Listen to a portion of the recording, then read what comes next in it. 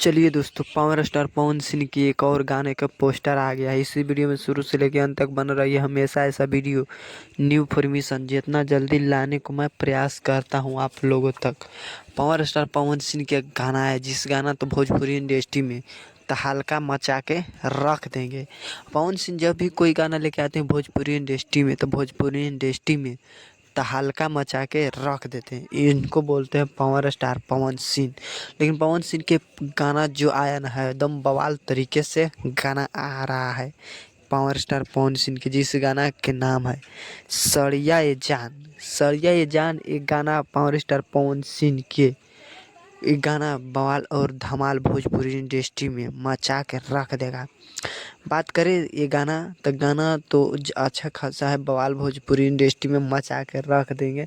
बात करें कि गाना कब आएगा, तो गाना पर रिलीज डेट नहीं दिया गया है।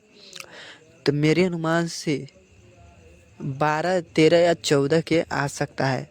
और बवाल भोजपुरी इंडस्ट्री में मचा के रख देंगे, 13 तक आ सकता है।